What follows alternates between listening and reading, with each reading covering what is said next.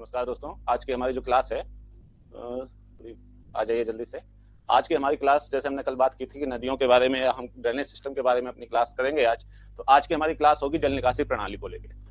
ठीक है, मध्य प्रदेश की जल निकासी प्रणाली। ठीक है, मध्य प्रदेश की अगर हम जल निकासी प्रणाली की बात करें, जल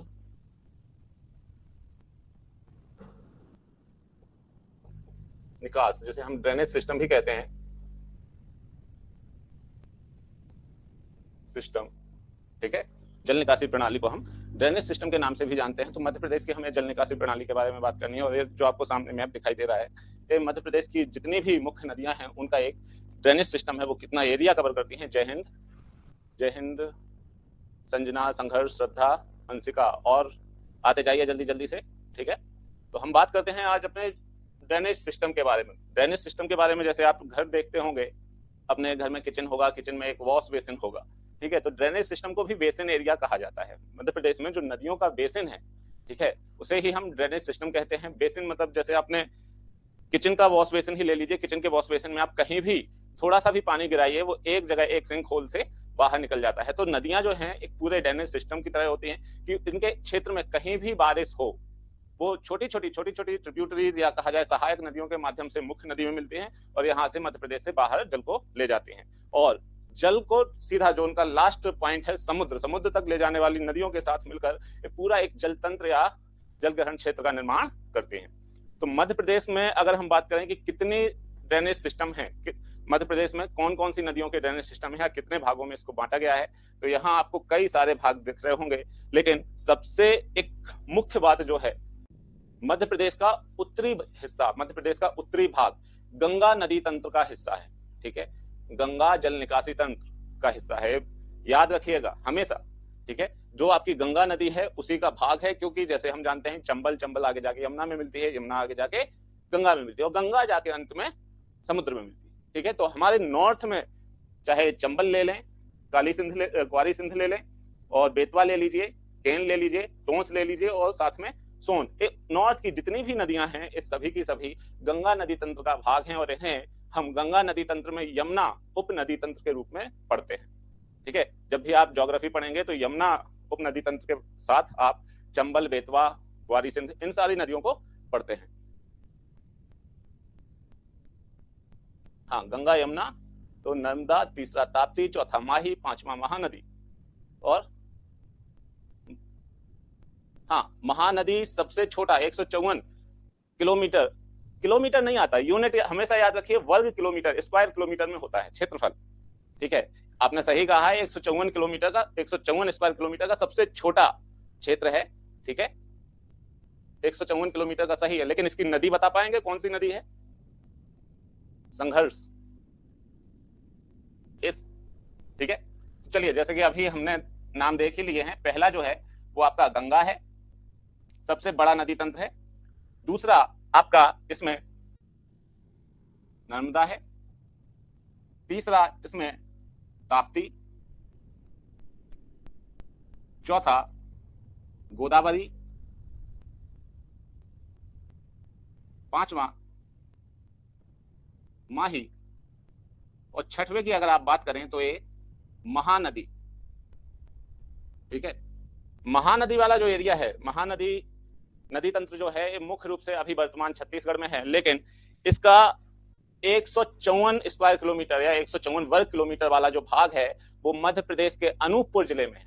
ठीक है, अनूपपुर, या कहा जाए कि जो बिंधन कगार का क्षेत्र है, उसकी जो सीमा है अनूपपुर में से निकलती है, लेकिन कगार के निचले वाला जो हिस्सा है, नीचे वाला हिस्सा, उससे जो छोटी छोटी ट्रिब्यूटरीज निकलती हैं वो जाके छत्तीसगढ़ में जाती हैं।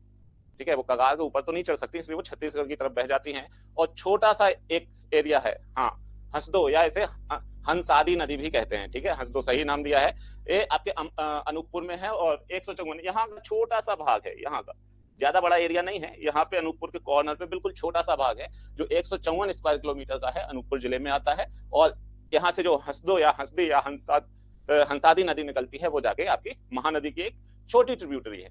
ठीक है, और महानदी आगे छत्तीसगढ़ उड़ीसा से होते हुए समुद्र में मिलती है, बंगाल की खाड़ी में जाके गिरती है। ठीक है, तो सबसे छोटा जो भाग है वो है महानदी, और सबसे बड़ा जो भाग है वो है गंगा नदी तंत्र का। ठीक है, गंगा नदी तंत्र में आप अगर इसकी हम नदी तंत्र की बात करें तो जो सबसे पहला गंगा है, गंगा नदी तंत्र का जो भाग है इसको नदी तंत्र की तीन उपनदी तंत्र हैं इसमें गंगा नदी तंत्र में। एक है यमुना, ठीक है, दूसरा है टोंस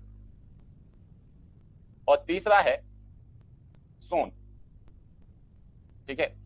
तो यहां आपको टोंस वाला भाग तो दिख ही रहा है और साथ में ये सोन वाला भाग है, ठीक है। लेकिन जो यमुना वाला भाग है, तो यमुना की जैसे जो सहायक नदियां हैं, यहां से देखिएगा एक केन नदी वाला जो एरिया है, ठीक है, तो यहाँ एक केन, एक बेतवा और एक चंबल वाला क्षेत्र, ये पूरा भाग यमुना नदी तंत्र का भाग है, ठीक है, जो गंगा का उपभाग है। यमुना में भी फिर आपकी 1 2 3 4 इस तरीके से 4 भाग और उसमें बन जाते हैं, ठीक है। साथ में इन 4 के अलावा और 2 छोटी छोटी सी नदियां हैं यमुना में, जिनको आप एक पैसनो और एक बधाइन के नाम से जानते हैं। तो अगर इन छोटी छोटी नदियों को भी आप जोड़ लें तो इस यमुना नदी तंत्र में 6 भाग हो जाते हैं। सबसे बड़ा है चंबल का, ठीक है, चंबल, वादी सिंध, बेतवा और केन, और केन के साइड से ही 2 छोटी सी नदियां निकलती हैं, एक बधाइन और एक पेशनो। पेशनो का नाम सतना वाले लोग जानते होंगे जो सतना जिले से रहते हैं, कि कहां से होकर निकलती है, और इसका एक और नाम हमें मिलता है मंदाकिनी के नाम से, ठीक है। क्षेत्रीय लोग इसे पेशनो के नाम से जानते हैं। तो बता सकता है पेशनो नदी कहां से निकलती है?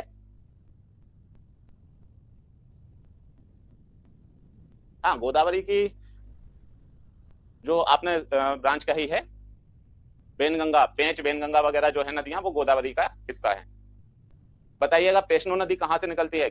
हाँ, चित्रकूट, सही है, ठीक है। इसे हम पेशनो के नाम से जानते हैं और साथ ही साथ चित्रकूट में मंदाकिनी नदी के नाम से जानी जाती है। और चित्रकूट से आगे जाके उत्तर प्रदेश की सीमा में जब करवी से आगे निकलती है तो इसे एक और नाम कारवी के नाम से भी जाना जाता है, ठीक है। तो इस एक नदी के हमें 3 नाम मिलते हैं। नदी छोटी सी है लेकिन चित्रकूट जैसे तीर्थ स्थल पर होने के कारण इसके महत्व अधिक है, ठीक है।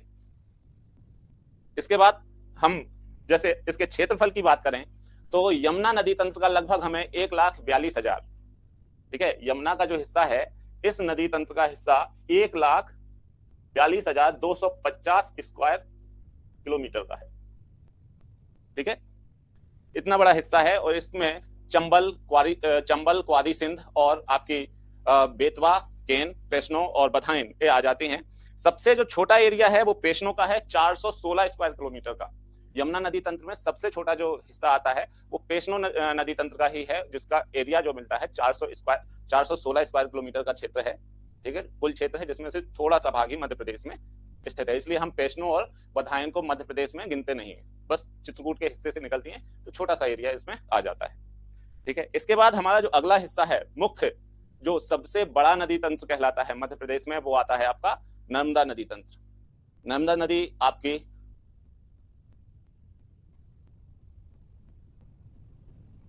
हाँ, गंगा ड्रेनेज सिस्टम का 2,02,000, मैं मध्य प्रदेश की बात कर रहा हूँ, मध्य प्रदेश में जो यमुना का एरिया आता है, ठीक है, मध्य प्रदेश में। इसके साथ ही आप और भी जोड़ लीजिए सोन और टोंस का, तो काफी बड़ा क्षेत्र इसको कवर कर लेता है, ठीक है।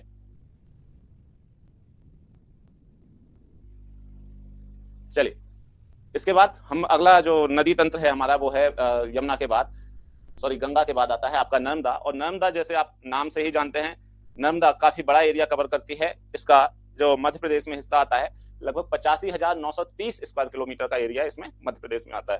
कितना है इसका? 85,930 स्क्वायर किलोमीटर, ठीक है। ये जो येलो पार्ट आपको दिख रहा है ये मध्य प्रदेश में है। हाँ हाँ, सोन और टोंस डायरेक्ट गंगा में मिलती हैं। और हाँ, जैसे आपको पता होगा सोन जो है वो पटना के पास गंगा में मिलती है, ठीक है। तो ये काफी बड़ा एरिया है इसका, लेकिन यहाँ हम जो देखते हैं वो कुछ कम भाग है। बाकी इसका छत्तीसगढ़, झारखंड, बिहार और आपका उत्तर प्रदेश में भी इसका ड्रेनेज सिस्टम विस्तृत है, ठीक है। सोन में, सोन एक महत्वपूर्ण नदी हो जाती है गंगा के लिए, ठीक है। चलिए, नर्मदा के लिए हम बात कर रहे थे, तो नर्मदा का जो कुल हिस्सा है वो 93,180 स्क्वायर किलोमीटर का है, जिसमें से आपका 85,930 स्क्वायर किलोमीटर का एरिया मध्य प्रदेश में विस्तृत है। और इसमें इसकी 41 ट्रिब्यूटरीज या 41 सहायक नदियां इसका भाग होती हैं, ठीक है। 41 सहायक नदियां इसका भाग हैं, ठीक है। नर्मदा नदी के बारे में विस्तार से चर्चा जब हम नदियों को इसके आगे करेंगे तब बात करेंगे। ठीक है। इसके बाद अगला जो है वो ताप्ती ड्रेनेज सिस्टम है। ताप्ती ड्रेनेज सिस्टम का बहुत छोटा सा भाग, लगभग आपका 9,800 स्क्वायर किलोमीटर, 9,800, नीचे रेड कलर में आपको दिख रहा है, 9,800 स्क्वायर किलोमीटर का भाग है जो मध्य प्रदेश में विस्तृत है। ठीक है। इसका मुख्य भाग या कहा जाए अधिकांश भाग जो है वो महाराष्ट्र में है, क्योंकि इसका टोटल जो एरिया अगर हम बात करेंगे ताप्ती का तो 65,145 स्क्वायर किलोमीटर का है, 65,145, 65,145 स्क्वायर किलोमीटर का एरिया ये कवर करती है। इसके बाद आता है आपका गोदावरी नदी तंत्र। गोदावरी नदी तंत्र जो आपको यहाँ पे दिखाई दे रहा है, जिसमें आपकी पेंच वेनगंगा नदियां सम्मिलित मिलती हैं, लेकिन जो गोदावरी नदी है दक्षिण की एक मुख्य नदी कह सकते हैं, महाराष्ट्र को ये कवर करती है। इसका बहुत अधिक एरिया तो नहीं हम कहेंगे, लगभग 23,000 स्क्वायर किलोमीटर के आसपास का एरिया है जो मध्य प्रदेश में इसमें सम्मिलित है। 23,388, 23,000 स्क्वायर किलोमीटर, मतलब कहा जाए 23388, इतना एरिया मध्य प्रदेश में इसका आता है।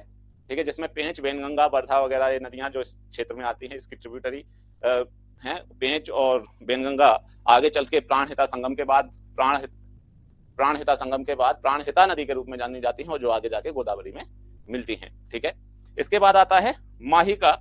तो माही का टोटल एरिया जो कहेंगे तो लगभग 34-35 हजार एरिया है इसका, लेकिन मध्य प्रदेश में इसका छोटा सा भाग है, ये जो आपको यहाँ पर्पल कलर में दिख रहा है, लगभग 6,700 स्क्वायर किलोमीटर का एरिया है।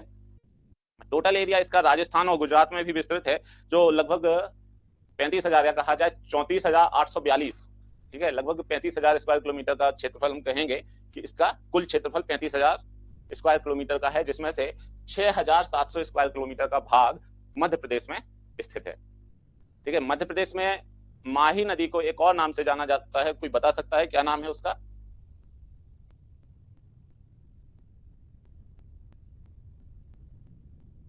आंसर दीजिए, कोई बता सकता है? माही नदी को एक अन्य नाम और मिलता है हमें।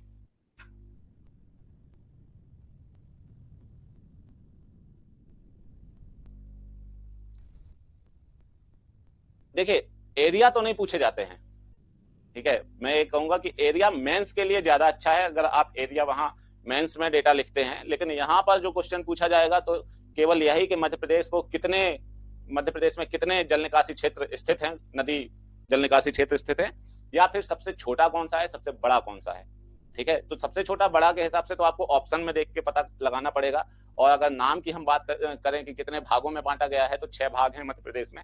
ठीक है, 6 भाग हैं, और बाकी मैप में तो मुख्य नदियों के आधार पे हमने इसको विभाजित कर दिया है। ठीक है।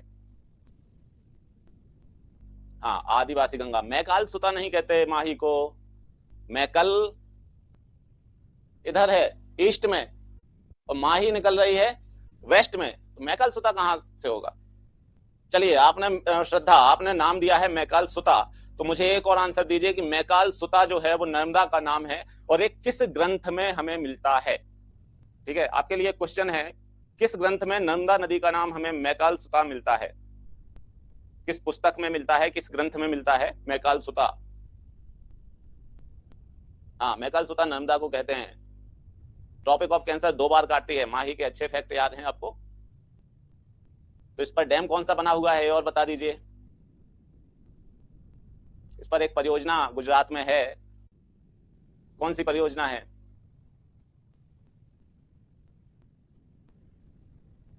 अच्छा, श्रद्धा ने मुझे ही ऑप्शन दिए हैं क्या? मैकाल सुता और पृथ्वी पुत्री, इनमें से चुन लीजिए सर। हाँ, नहीं, सरदार सरोवर नहीं है। सरदार सरोवर आपका नर्मदा पर है। ऋग्वेद में रेवा, मैं बात कर रहा हूं नर्मदा का। ऋग्वेद में रेवा नाम ऋग्वेद में नहीं मिलता है, स्कंद पुराण में मिलता है।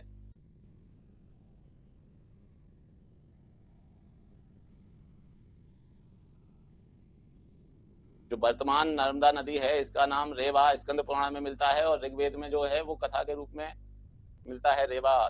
ठीक है। हाँ, बजाज बांध, ये सही है, जमनालाल बजाज परियोजना इस पर स्थित है गुजरात में। ठीक है। थोड़ा सा जल्दी किया कीजिए अगर आपसे क्वेश्चन किए जाए तो। ठीक है।